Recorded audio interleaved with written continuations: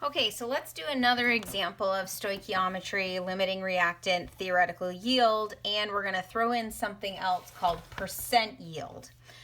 So I'm going to write out the problem and then we'll work through the steps together. So here's the problem. It says if 150.0 grams of potassium phosphate, 150.0 grams of potassium phosphate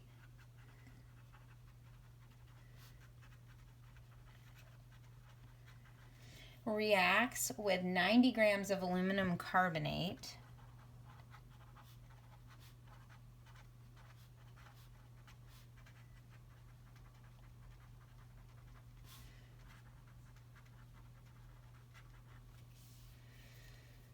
what is the theoretical yield of potassium carbonate?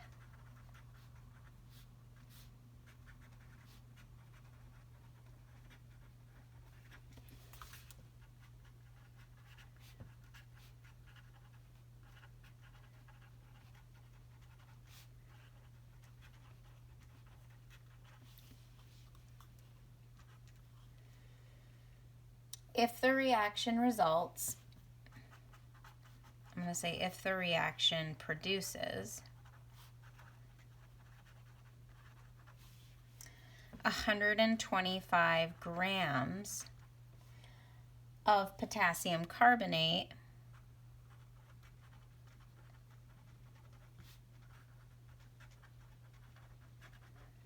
what is the percent yield?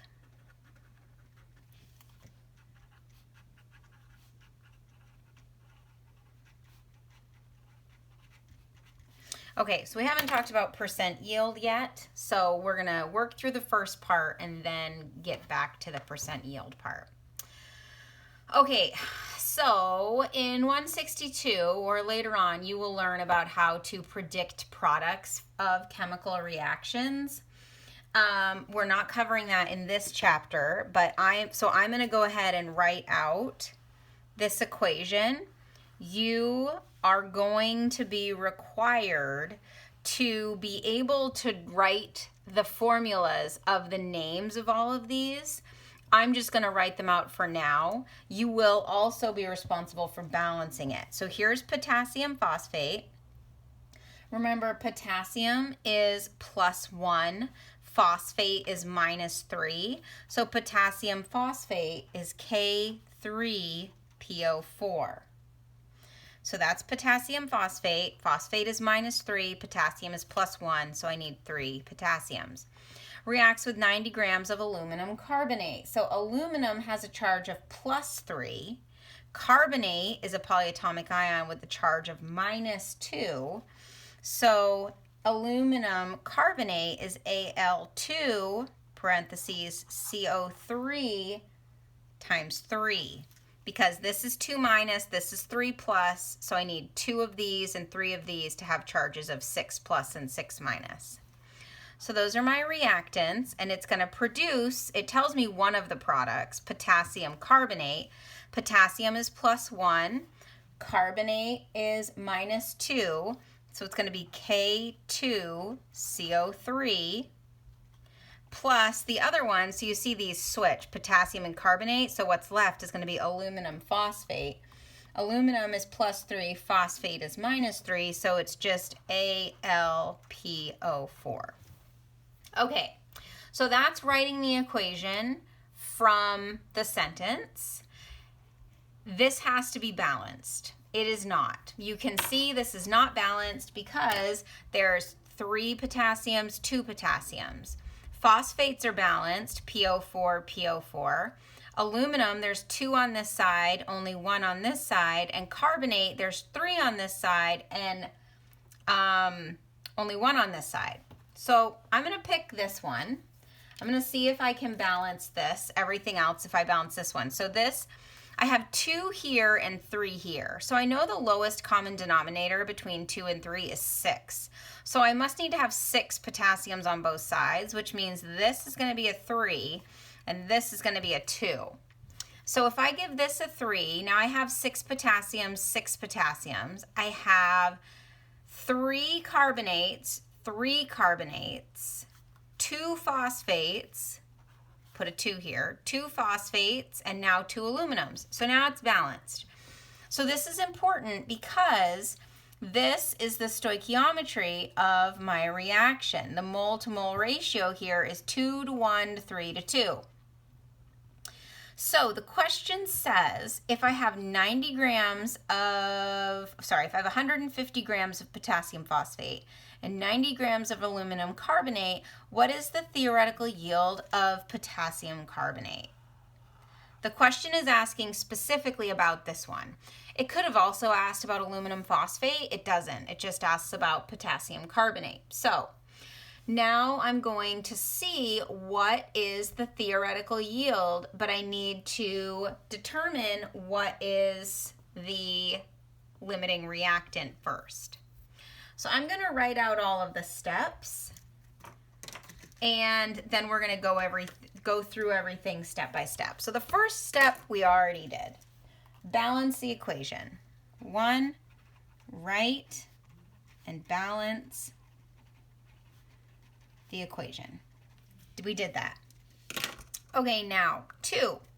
We need to convert grams of potassium phosphate, K3PO4, to grams of potassium carbonate, K2CO3. And the way we're going to do that is we're going to follow that mole road. Grams of potassium phosphate to moles of potassium phosphate. Moles of potassium phosphate to moles of potassium carbonate. Moles of potassium carbonate to grams of potassium carbonate. I'm going to go ahead and write all that out.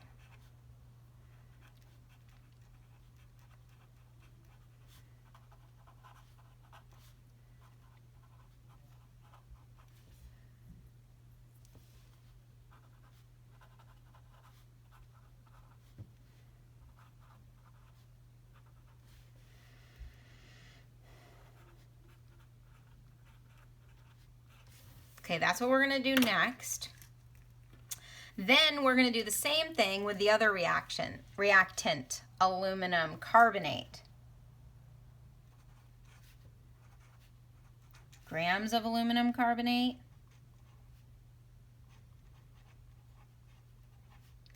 to grams of the same product, potassium carbonate. So I'm going to write out all the steps again. Grams of aluminum carbonate to moles of aluminum carbonate.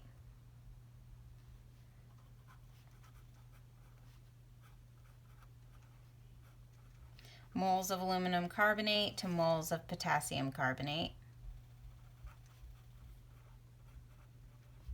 Moles of potassium carbonate to grams of potassium carbonate.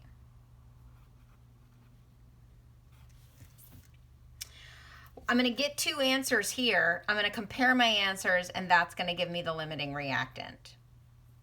It's going to tell me which of these is the limiting reactant. The mass of the product that I make with the limiting reactant is the theoretical yield. So let's just stop there, and then we'll worry about percent yield at the end. So let's do this part first. So this is the same thing that we've done in all the other examples. It's just a little more complicated, but that's the exact same process. Okay, I am going to go ahead and write the molar masses of everything over here just for time's sake. You should be able to calculate all of these too.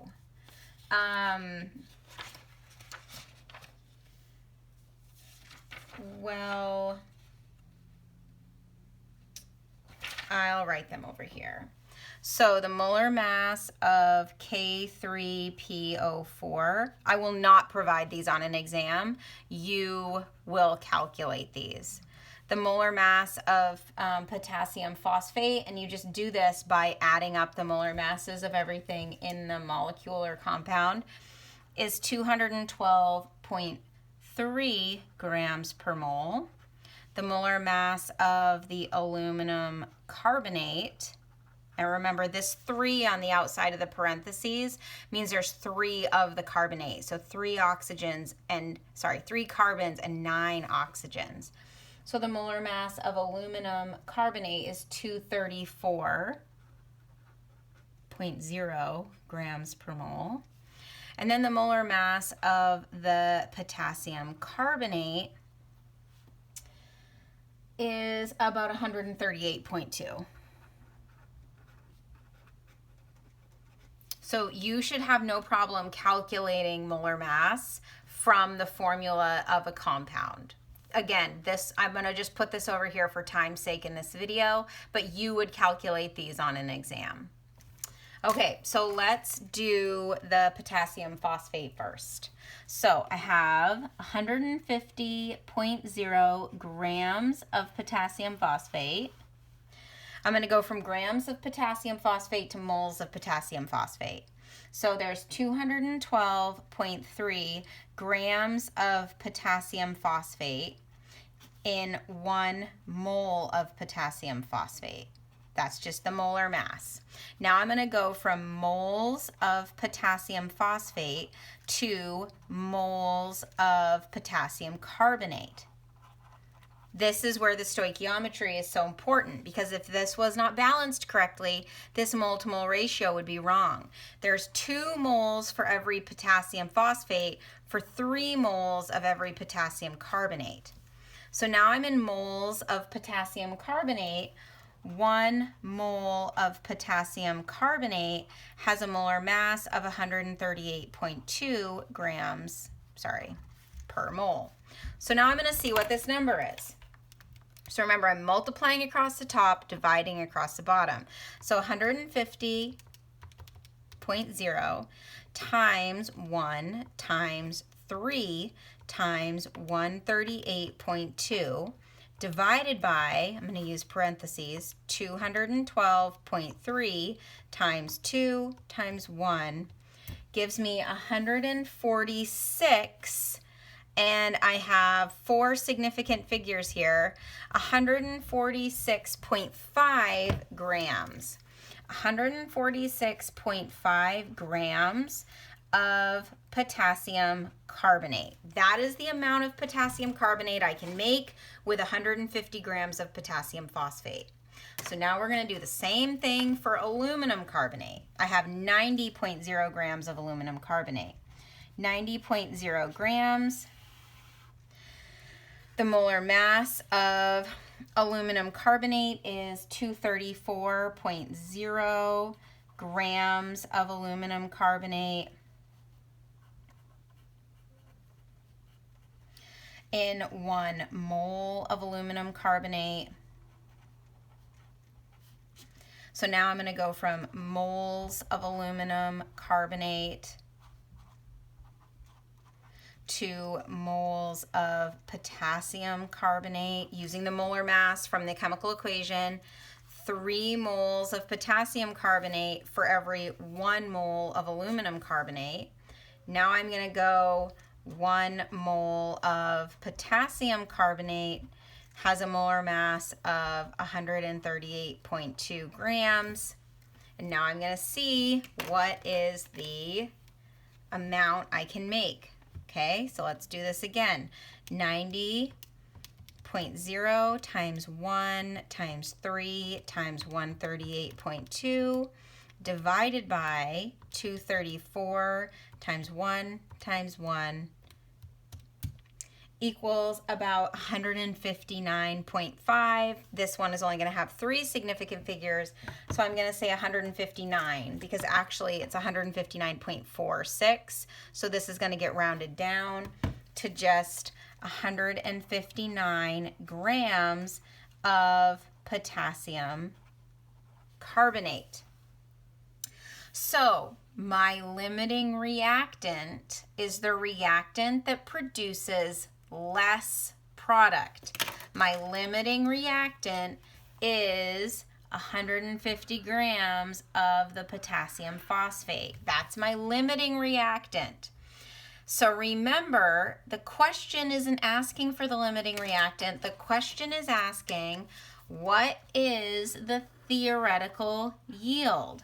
The theoretical yield is the mass of product that you make with the limiting reactant. This is the theoretical yield. It's the mass that you make with the limiting reactant. So this is the limiting reactant because it makes less. The amount that it makes is the theoretical yield. So that was the first half of the problem. The second half of the problem says, if the reaction produces 125 grams of potassium carbonate, what is the percent yield? So let's talk about what percent yield is. Percent yield is actual yield over theoretical yield times 100%. So actual yield means you did this reaction in the lab and you should have been able to make 146 grams, but when you weighed your product at the end, it was 125 grams. This is called the actual yield. The actual yield is the amount that you actually made. So most of the time you will produce in a lab less than what you really should theoretically be able to make. So this is how you calculate what's called a percent yield. It essentially tells you how effective you were at producing the maximum amount of that product. So here's my actual yield, 125 grams, divided by my theoretical yield, 146.5 grams, times 100 equals, so let's say 125 divided by 146.5 times 100 gives me 85.3. My answer is going to have three significant figures because 125 has three significant figures. Even though this number has four significant figures, you always choose, when you're doing multiplication and division, the fewest number of significant figures. So I'm going to say 85.3%. And this is the percent yield. The actual yield is something you have to be given. You can't calculate an actual yield unless you were given the theoretical yield and the percent yield, and then you were just solving for it in here.